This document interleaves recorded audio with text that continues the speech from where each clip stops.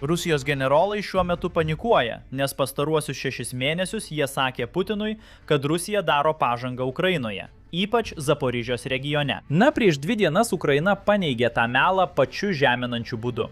Matote, pastaruosius 6 mėnesius vyko Ukrainos kontrpuolimas. Slaptas kontrpuolimas. Ukrainos kariams buvo griežtai liepta neišduoti jokios informacijos. Jokio vaizdo įrašo. Jokio įrašo. Nieko. Ir būtent dėl tokio operatyvinio saugumo Ukraina atsikovojo didžiulę teritoriją, Rusijai net nesupratus, kad tai vyksta. Teritorija prilygstanti didelio Amerikos miesto dydžiui. Taigi, kaip paslėpti visą kontrpuolimo operaciją 6 mėnesiams nuo šalies, su kuria kovoji? Atsakymas slypi gilumoje esančioje Rusijos armijos silpnoje vietoje, kurią pats Vladimiras Putinas ir sukūrė. Ir lyg to būtų negana, praėjusią naktį Ukraina sunaikino vienintelį objektą, kuriuo Rusija tikėjosi ištaisyti savo didžiausią silpnybę. Ši istorija susijusi su Jurijumi Gagarinu, pirmuoju žmogumi kosmose. Viskas to jau paaiškės, pažadu.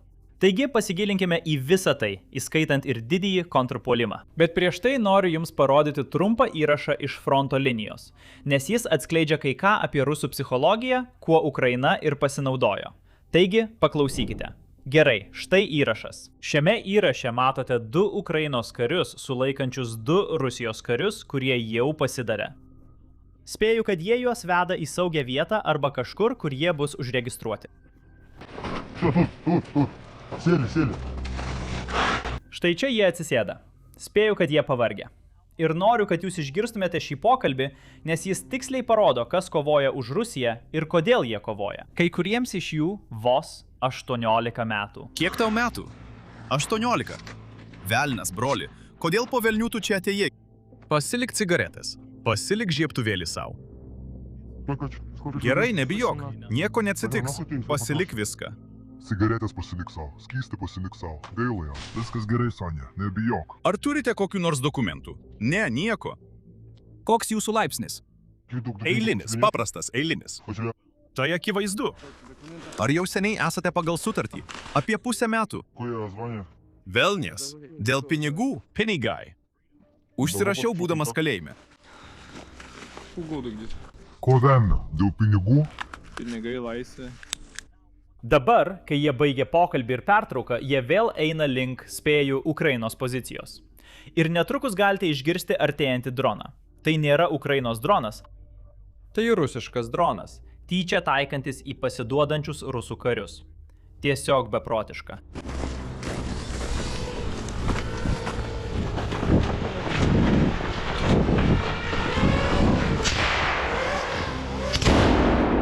Laimiai, kiek matau, dronas buvo numuštas tuo vienu šuviu. Deja, vis dėlto jis sužeidė vieną iš rusų karių. tą 50 metų vyrą, kuris atvyko iš kalėjimo. Ir dar daugiau. Dabar, kai pozicija atskleista, šie žmonės negali likti toje pačioje vietoje, nes tikėtina, kad artėja daugiau rusiškų dronų. Todėl jie turėjo palikti sužeistą vyrą, kuris tikriausiai mirė nuo savo sužalojimų, nes abejojama, ar rusai, kurie bandė jį nužudyti, ateis jam padėti, ypač žinant, kad jie dabar suprato, jog jis pasidavė Ukrainos pusiai. Ir tai mums pasako kai ką unikalaus apie rusų mąstyseną ir kaip kariuomenė kariauja šį karą. Jie nenori, kad neigiama informacija pasklistų. Jie nenori, kad Rusijos kariai pasiduotų. Ir jie nenori, kad jų vadai sužinotų, jog jie praranda pozicijas. Ir tai svarbu, nes tai paaiškina mums, kodėl ši Ukrainos kontrpuolimo operacija buvo įmanoma. Taigi panagrinėkime tai. Ukraina ką tik atsiėmė daugiau nei 700 kvadratinių kilometrų savo pietryčių teritorijos. Ir niekas to nesitikėjo. Kad suprastumėte mastą, tai yra maždaug pusė Hjustono dydžio. O iš tikrųjų, tai beveik tiksliai Niujorko miesto dydžio, kad būtų lengviau palyginti. Ir Ukraina tyliai atsiėmė šią teritoriją, rusams net nesupratus, kas vyksta. Tarsi to būtų negana, tai įvyko per 6 mėnesius. Taigi per pastaruosius 6 mėnesius Ukrainos pajėgos žengė į priekį, o mes apie tai net nenutuokėme. Galite manyti, kad ir rusai nieko nesuprato. Jie atsiėmė 26 gyvenvietės. Ir visos jos buvo patvirtintos geolokuota vaizdo medžiaga, kurią Ukrainos vyriausybė paskelbė vos prieš 2 dienas. Ir dar daugiau. Dėl šios kontrpuolimo, dėl visos teritorijos, kurią Ukraina atsiėmė, tai reiškia, kad Rusija iš esmės yra nulinėje pozicijoje. Viskas pradėta nuo nulio. Taigi šiais metais jie nepadarė jokios pažangos užimtos teritorijos atžvilgiu. Putinas prarado tiek daug karių, tiek sužeistų, tiek žuvusių. Ir dėl to dabar jis neturi ką už tai parodyti.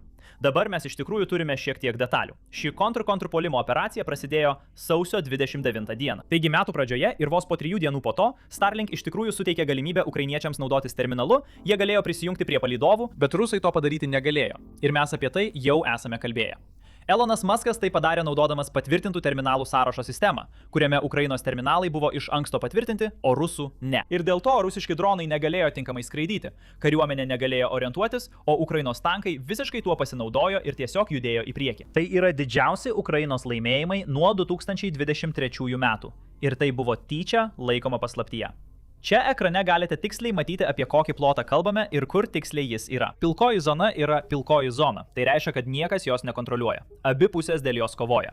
Raudona zona yra kontroliuojama Rusijos, o mėlyna zona tai teritorija, kurią ką tik išlaisvino Ukraina. Dabar dar viena šokiruojanti šios visos situacijos dalis yra ta, kad žemėlapis, kurį naudojame, tai Deep State Maps. Ir šį žemėlapį ukrainiečiai dažnai naudoja tam, kad suprastų, kaip atrodo fronto linijos. Ir net žemėlapių sudarytojai neskelbia informacijos. Galbūt jie neturėjo informacijos. O jei ir turėjo kokių nors gandų, jie nenorėjo atskleisti to, ką vyriausybė ir kariuomenė bandė padaryti. Taigi net žemėlapių sudarytojai iš esmės laikė informaciją paslaptyje, kad niekas nesužinotų, kas iš tikrųjų vyksta.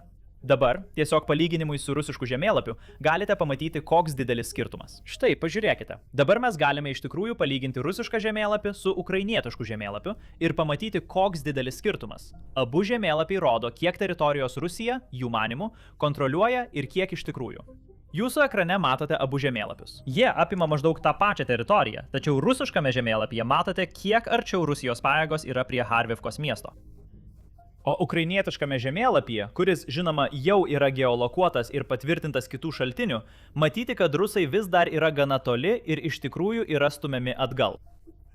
Taigi, Rusijos pažanga techniškai yra neigiama. Jie juda tik neigiama kryptimi. Oficialiai kalbant, Rusija nieko iš to nepripažįsta. Tačiau yra rusų karo tinklaraštininkų, kurie labai pyksta ant savo vadovybės. Jie pyksta, nes mano, kad Rusijos karinė vadovybė meluoja prezidentui, meluoja visais grandinės lygiais. Ir dar daugiau, jie meluoja visuomeniai. Iš tikrųjų, paklausykite šio kito įrašo. Mes iš tikrųjų turime rusų tinklaraštininkų, karo tinklaraštininkų, tai tarsi rusiška karo žurnalistų versija, kurie dabar atvirai kalba apie tai, kad Putinas gyvena informacinėje burbule, kur jis iš tikrųjų neturi jokio supratimo apie tikrovę. Jis tiesiog gyvena savo fantazijų pasaulyje. Paklausykite. Kada prezidentui? Ir kai prezidentui pateikiama informacija, o jis ją paskui perteikia mums, piliečiams, žodis į žodį kiekvieną dieną. Taigi jis turi naują mėgstamą frazę, taip. Na, atleiskite man, draugai ir draugė majorė taip pat, taip. Bet iš esmės tai tapo kažkokia mantra dabar, visa ši istorija. Kiekvieną dieną mūsų kariai žengia į priekį. Ne vienos sektoriaus, kur Vladimiras Vladimirovičius, ką reiškia, kad nėra. Jie žengia į priekį prie Huliaipolės. Jie žengia į priekį Stepanochersko kryptimi ir daro pažangą. Faktas, kad jie apie tai neskelbia garsiai. Tai rodo, kad jie veikia protingiau ir iš tikrųjų turi laimėjimų. Įskaitant beje būtent dėl tų bepiločių atakos padalinių. Taip. Turiu omenyje. Na, manau, mes netgi apie tai kalbėjome. Galėtumėte manyti, kad tai sako ir pats prezidentas, taip sakant, norėdamas nuraminti visuomenę. Bet aš bijau. Žiūrėkite, aš irgi bijau, kad jie patys tuo pradėjo tikėti. Būtent čia ir yra esmė. Nes kai ilgą laiką skleidi propagandą, tam tikrų momentų ta propaganda pradeda veikti ir tave patį. Savo paties. Tu patiki savo pačio propagandą. Taip. Ir jei viską sudėsi, taip. Ar tai kelia rizikų? Norėčiau, kad paaiškintumėte, kokias rizikas tai kelia. Na? Kokias rizikas tai kelia? Štai trumpa istorinė analogija. Taip, jei galima. Ir būtent tam, kad vėl išplėtotume mintį. Taip. Tai kelia riziką, kad aukščiausioji karinė vadovybė visiškai atitrūks nuo realios padėties vietoje. Kaip būdingą istorinį pavyzdį turime Nikolajų II, kuris net būdamas karinėme štabe. Taigi atrodytų, kad ne Sankt Peterburge, o štabe. Bet štabe. Jis nesuprato, kas vyksta su kariuomenė, net būdamas štabe. Ir būtent čia jo buvimas štabe buvo labiau neigiamas dalykas. Jis nesuprato, kas vyksta Sankt Peterburge. Ir kai Aleksandra Fiodorovna jį ramino, sakydama, kad, žinai, tai tik piktavaliai žmonės skleidžia gandus, o šiaip viskas gerai, galiausiai. Visiškas dugnas atėjo staiga. Ir kas dar svarbiau, velniop juos viešpatie atleisk man. Bet tai atėjo visai šaliai. Beje, svarbus kontekstas apie tą įrašą. Aleksandras II, apie kurį kalbėjo tas vyras, buvo Rusijos caras XIX amžiaus pabaigoje. Jį nužudė jo paties žmonės, nes jis buvo visiškai atitrūkęs nuo realybės. Būtent su juo Rusijos propagandistai dabar lygina Putiną. Tai daug ką pasako, žinote, daug ką pasako. Ir žinoma, turime kitų propagandistų, kurie netiesiogiai pripažįsta, kas iš tikrųjų įvyko fronto linijose. Pažiūrėkite į šį pareiškimą. Skubus pranešimas. Mūsų kariai laikinai pasitraukė iš Dnipro-Protraks regiono. Kas kaltas? Atsakome. Nekompetentingas mūsų generalinio štabo vadovavimas ir tiesiogiai GVRytai, taigi regioninis vadavimas. Priežastys yra tokios, kad visi turimi rezervai buvo perkelti Donecko liaudies respubliką išlaisvinti. Kitų rezervų nėra. Generalinis štabas kaltas dėl nesugebėjimo sukaupti ir perkelti rezervų į rytų frontą dėl sumažėjusios naujų kontraktinių karių verbavimo. O VG kaltė yra jų nesugebėjimas pereiti į gynybą dėl rezervų trūkumo. Vėliau šiame vaizdo įraše aš tiksliai paaiškinsiu, kaip Ukraina įvykdė šią kontrpuolimą ir kodėl Rusijos aukštesnioji vadovybė nesiuntė pastiprinimo, nes tarp Ukrainos ir Rusijos vadovybės vyko daug sudėtingų proto žaidimų. Bet vėlgi, tai šiek tiek sudėtinga, todėl paliksiu tai vėlesniai vaizdo įrašo daliai. Ar pastebėjote pirmąjį komentarą šiame pareiškime, kur jis sako, mūsų pajėgos laikinai pasitraukė iš Dnipro-Protras regiono. Tai klasikinis rusiškas pasiteisinimas. Kai tik Rusija nustumiama atgal, visada sakoma, kad tai strateginis atsitraukimas. Mes tik persigrupuojame. O kai tik Rusija juda į priekį, tada jau didžiausia armija pasaulyje. Tai iš tikrųjų lėmė vieną juokingiausių šio karo memų. Ir jūs žinote memų taisyklės. Jei jums patiko, turite paspausti prenumeratos mygtuką apačioje. Ir leiskite pasakyti, jums tikrai patiks šis, nes tai mano mėgstamiausias. Tad būtinai paspauskite prenumeratos mygtuką. Jei jau esate užsiprenumeravę, tiesiog paspauskite patinka mygtuką. Štai tas memas. Ir galite matyti, kad kiekvieną kartą, kai Ukraina išlaisvina teritoriją, rusai tai vadina taktiniu persigrupavimu, strateginiu atsitraukimu arba tiesiog blogu oru. O kiekvieną kartą, kai jie pasiekia menką laimėjimą, tai skelbiama kaip didžiulis pralaimėjimas pasauliniam NATO imperijai ir pasauliniam Amerikos imperijai. Tai yra rusiškas mimas. Ir tikriausiai tai juokingiausias dalykas, kuris kilo iš šio karo, išskyrus 3 dienų specialiąją karinę operaciją. Bet vis dėlto tęskime mūsų apžvalgą. Kiekvieną kartą, kai Rusijai sunkiai sekasi fronte, jie daro tą patį. Jie griebiasi to paties seno triuko, grasina ir puola Ukrainos civilius. Tai ta pati istorija, kurią jau esame aptarę anksčiau, ir tai vėl daro Rusija. Štai ką Rusijos gynybos ministerija paskelbė savo oficialiame Telegram kanale. Antraštė skamba taip. Žiemą jūs šalsite. Ir žinoma, jūs matote paveikslėlį. Jame matome kelis Shahed dronus, o rusiškas užrašas paveikslėlyje skamba taip. Kaip sniegas ant jūsų galvos. Iš esmės tai visai neslėpiama žinutė, kad jie pradės smūgiuoti į Ukrainos energetinę infrastruktūrą, kad priverstų Ukrainos gyventojus išgyventi tamsią, šaltą žiemą. Beje, oficialiame vyriausybės kanale atvirai grasinama karo nusikaltimais prieš civilius. Tai toks liūdnas ir šlykštus žingsnis, kad net rusai pradeda klausti, kodėl Rusijos vyriausybė tai pasielgė. Štai turime Rusijos propagandistą vardu Zorozovas, manau taip tariamas jo vardas, viešai klausė rusiškame kanale, kodėl jie tai daro. Kodėl jie kenkia Ukrainos civiliams? Kaip tai padės Rusijai laimėti šį karą? Paklausykite, ir tai vyksta Rusijoje beje. Kaip tai yra tai, kuo žmonės abejoja. Taigi įdėmiai paklausykite. Aš nesuprantu, kaip kas nors gali džiaugtis, kad Kyjivas liko be elektros. Kai matote, kad Kyjive išjungtos šviesos, apie ką galvojate? Apie Zelenskį, kuris sėdi be elektros? Tai ne Zelenskis sėdi be elektros. Tai yra 2 vaikų mama, gyvenanti 17 iš 18 aukštų pastato aukšte, kuri turi nusileisti 17 aukštų, kad galėtų atsinešti vandens. Mūsų žmonės taip pat stebi, kaip ukrainiečiai džiaugiasi smūgiais tiltams ir wildberries. Ir galiausiai, būtent apie tai viskas ir yra. Mes patys tapome tais žmonėmis, prieš kuriuos ėjome į karą. Ukrainos gynybos ministerija sureagavo į šią Rusijos grėsmę. Ir jų atsakymas iš tikrųjų buvo labai geras. Taigi leiskite jums jį parodyti. Ukrainiečių citata iš esmės sako: "Pasikeitinkime prie Rusijos naftos perdirbimo gamyklų ugnies", o fone galite matyti degančią Rusijos naftos perdirbimo gamyklą. Dabar noriu atkreipti dėmesį į dviejų žinučių kontrastą. Rusija kalba apie smūgius Ukrainos energetikos infrastruktūrai. Ukraina kalba apie smūgius naftos perdirbimo gamykloms, kurios finansuoja Putino karą. Tik viena pusė taikosi į žmonės, o kita pusė taikosi į pinigus, kurie finansuoja išpuolius prieš žmonės. Ir atspėkite ką. Ukraina jau iš esmės vykdo šį pažadą. Ką žinoma žinote, jei žiūrite mūsų vaizdo įrašus. Bet visai neseniai Ukraina smogė tam, ko Rusija nesitikėjo. Ukraina panaudojo savo Flamingo raketas, kad sunaikintų Rusijos raketų ir palydovinio interneto objektą. Tai yra gamykla, kuri gamina raketas iškeliančias į dangų palydovinio interneto palydovus. Dabar į tai Rusija stipriai investuoja nuo metų pradžios, nes prarado prieigą prie Starlink.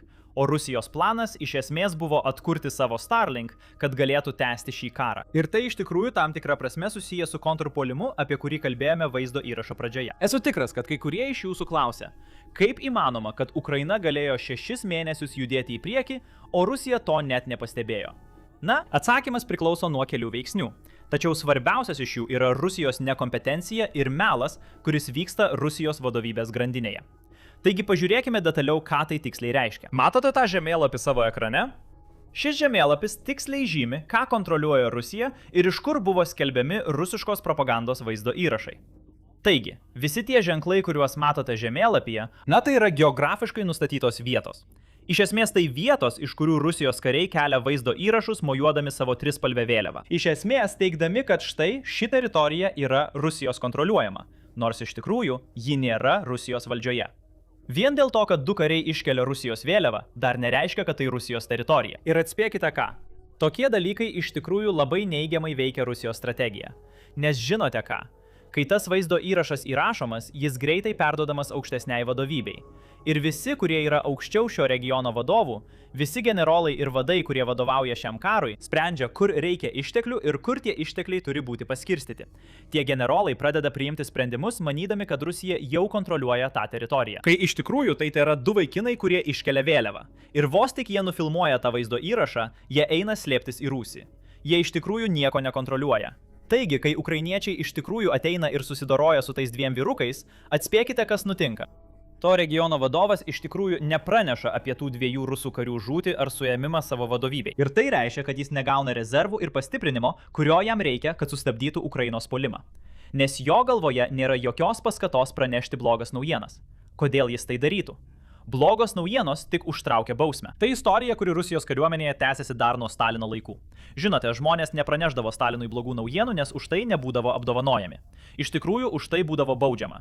Ir tai yra dalykas, kurį patys Rusijos karo tinklaraštininkai dabar pabrėžia. Kai Rusija buvo stumiama atgal 6 mėnesius ir ataskaitos nebuvo siunčiamos aukštyn, rezervai taip pat neatvykdavo.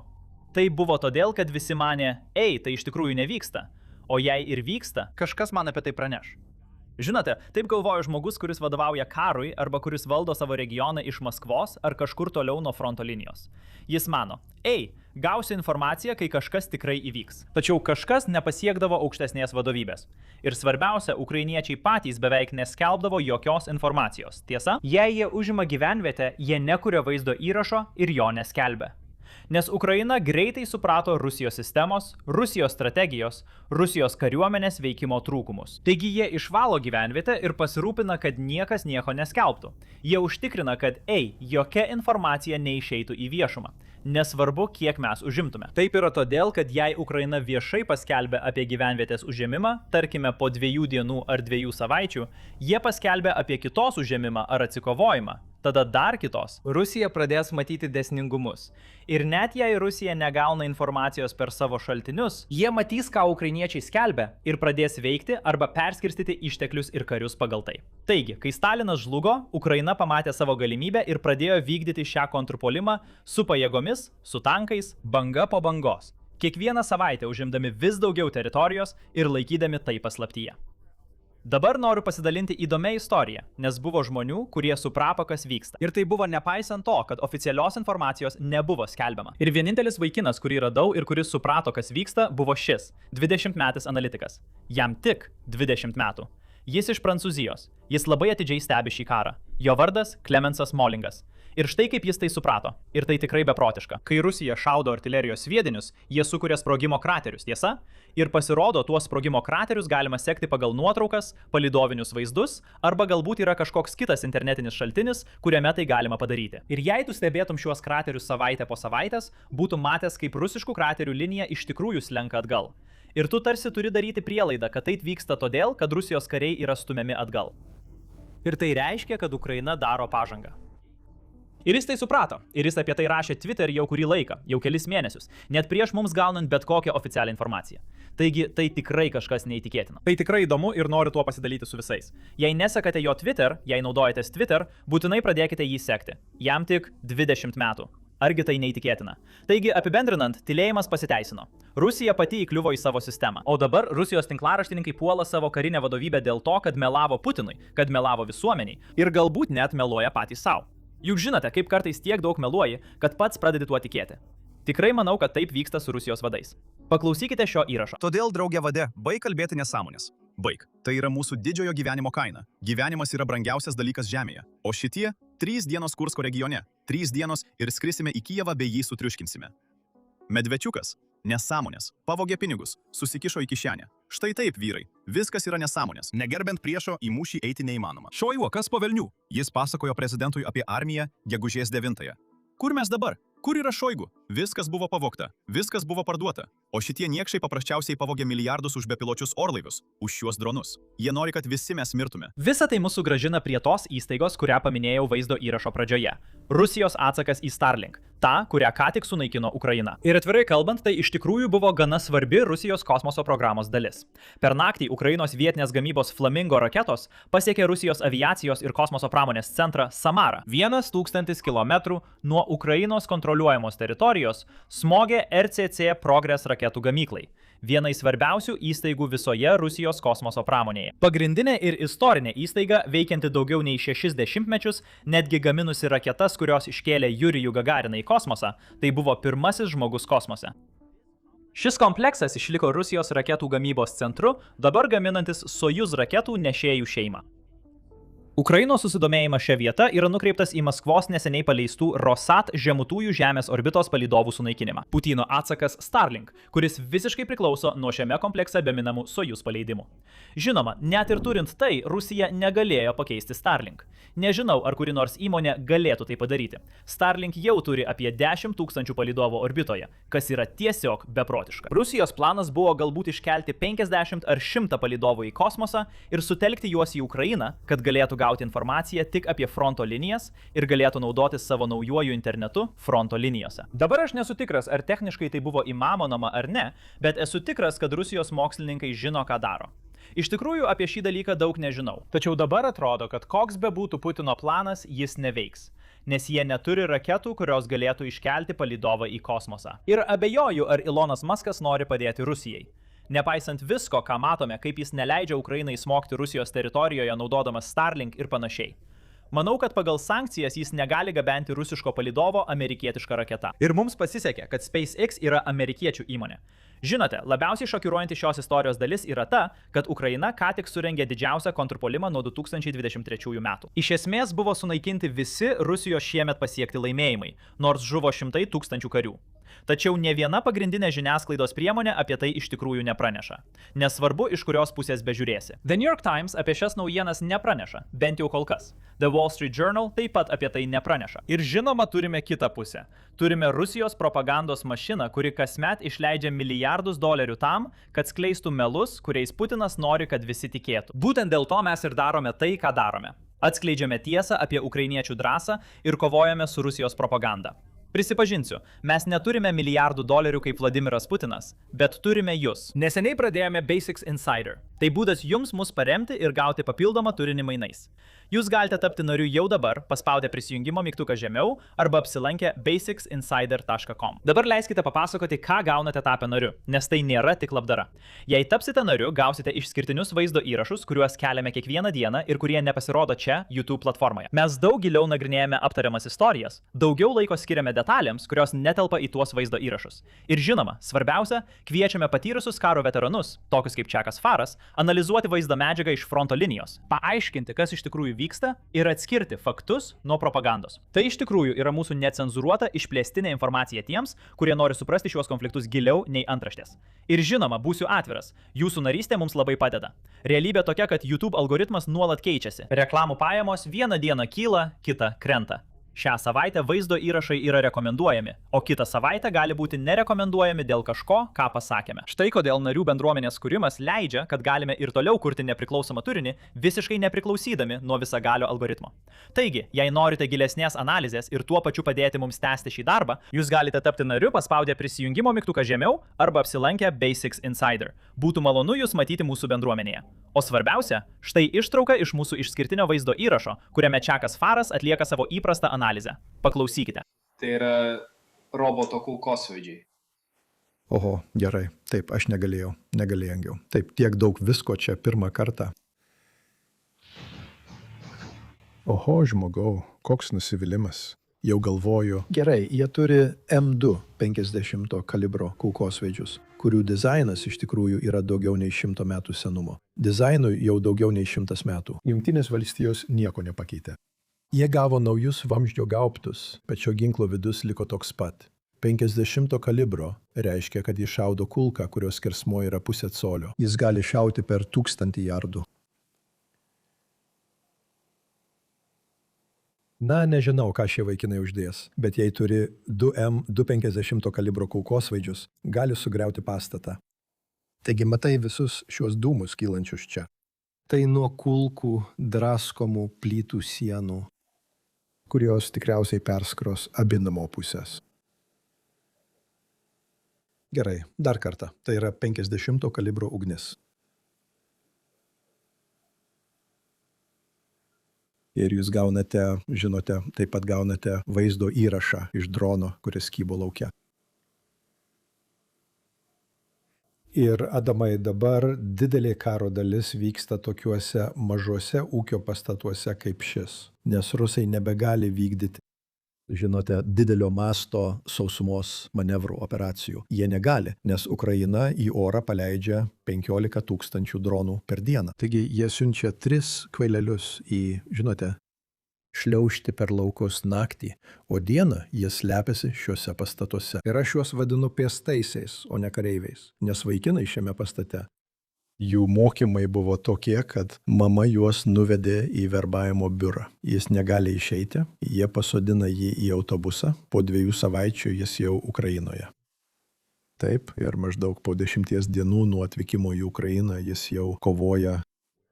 Kai tik jis susidūrė su Ukraina, čia kalba The New York Times, ne aš, jo gyvenimo trukmė 23 minutės. 23 minutės. Taigi čia matome šios vaikinus per tas 23 minutės ir jie net nekovoja su ukrainiečiais. Jie kovoja su 2 robotais ir tiek dronų, kad užtektų viskam nufilmuoti. Žinote, bandau įsivaizduoti save kovojantį tokioje situacijoje, tiesa? Per visą savo karjerą manęs nė karto neužpuolė iš oro. Nė karto.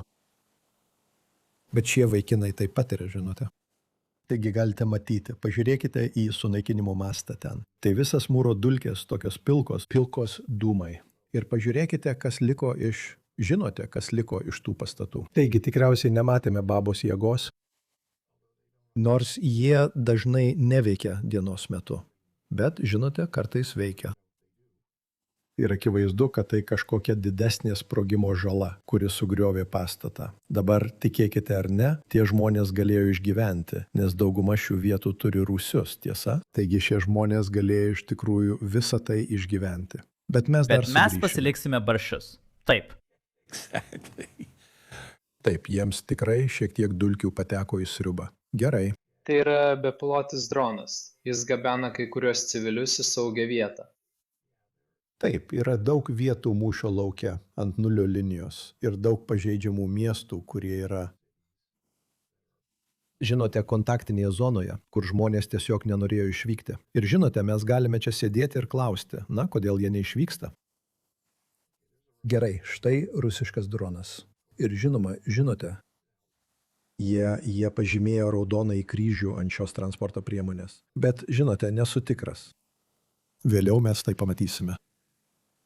Gerai žinote, sakant tiesiai, žiūrėkite, močiutė nenorėjo palikti vienintelio namo, kurį ji kada nors pažinojo, tiesa? Ką ji iš to gauna? Ir galiausiai tos pozicijos nebeįmanoma išlaikyti. Ir patikėkite manimi, rusai nesirūpina, kad ji tavo močiutė žmogau. Ji gaus durtuvą, o jie pasiims jos daiktus. Taip jau yra. Taigi jį evakuojama čia, tempiama lauk. Gali matyti kelio būklę. Akivaizdu, kad čia buvo bomba. Žiūrime į tiltą virš pralaidos. Rusai bandė jį susprogdinti. Bet dabar matai transporto priemonę, kuri aiškiai pažymėta Raudonojo kryžiaus ženklu. Žiūrėk, man nesvarbu, kas tu esi. Jei ją atakuoji, tai yra karo nusikaltimas. Tu, kuris paspaudė gaiduką, ir tas, kuris tau davė įsakymą. Taigi, bet kokiu atveju jie ją išveža. Te laimina ją Dievas.